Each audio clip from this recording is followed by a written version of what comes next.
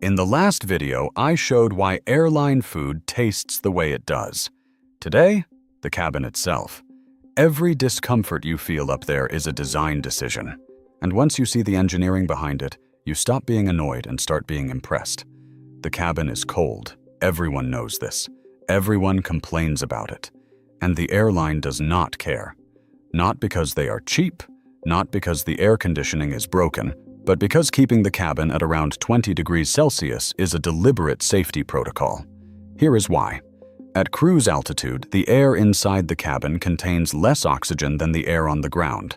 Not dangerously less, but enough that your body has to work slightly harder to maintain normal function. When the temperature rises, your metabolism speeds up. A faster metabolism consumes more oxygen. In a sealed tube at 35,000 feet, that is a problem. Warm air expands blood vessels, blood pools in the lower body, and the brain gets less of it. The result is dizziness, lightheadedness, and in some cases, fainting. I saw this happen on a flight from Dubai to London a couple of years ago. A woman 3 rows ahead stood up, swayed, and went down. The crew moved fast. Ice packs, oxygen, reclined the seat. After they stabilized her, one of the attendants told me it happens more often than people think, almost always on warm cabins during long flights. A commercial pilot I talked to later confirmed it. He said that the majority of medical incidents on flights where a passenger loses consciousness are not caused by fear or anxiety. They are caused by heat, specifically by the combination of reduced cabin pressure, lower oxygen, and a temperature that lets blood pool in the extremities. The cabin is cold because cold keeps your vascular system tight, your blood circulating to your brain, and your oxygen consumption low. It is not comfort. It is survival math. Now, the air itself. Cabin humidity at cruise sits between 10 and 15%. That is lower than the Sahara Desert, and there is almost nothing the airline can do about it. Here is the mechanic. The air inside the cabin comes from the engines. Specifically, from the compressor stages of the jet engines, where outside air is captured, compressed, heated, and then cooled before being pumped into the fuselage. At 35,000 feet, the outside air holds almost zero moisture. By the time it goes through the compression cycle and enters the cabin, it is bone dry. Adding moisture would mean carrying water, which adds weight. A Boeing 787 actually does add some humidity through a system called a humidifier in the flight deck area, but only for the pilots. The passengers get the desert air. That is why your throat dries out, your skin tightens, your contact lenses feel like sandpaper, and your nasal passages stop filtering properly. It is not a design flaw. It is a consequence of how pressurization works. The airplane trades your comfort for the ability to fly at an altitude where fuel efficiency is highest. Then there is the pressure itself. The cabin is pressurized to the equivalent of about 6,000 to 8,000 feet above sea level. That means even though the plane is at 35,000 feet, your body experiences conditions similar to standing on a moderately high mountain. This is a compromise. Pressurizing to sea level would require a much stronger and heavier fuselage. So the engineers chose a middle ground, high enough to save weight and fuel, low enough that most people don't notice. But your body notices. Gases in your intestines expand by about 25%. That is why you feel bloated. The pressure difference across your eardrums increases, which is why your ears pop or hurt during descent. Some people feel it worse than others, and it has nothing to do with sensitivity.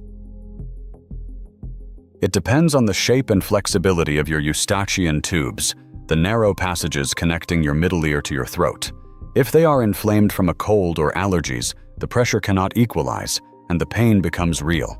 Your joints can ache because dissolved gases in your synovial fluid start forming microbubbles, the same mechanism that causes decompression sickness in divers, just at a much milder scale. None of this is dangerous for a healthy person on a normal flight, but it is real, it is measurable, and it is built into the engineering tolerances of every commercial aircraft flying today. And then there is noise. The average cabin noise level during cruise is about 80 decibels. That is roughly the same as standing next to a busy road for 8 or 10 hours. Your brain compensates by reducing sensitivity to sound, which is why you feel mentally foggy after a long flight.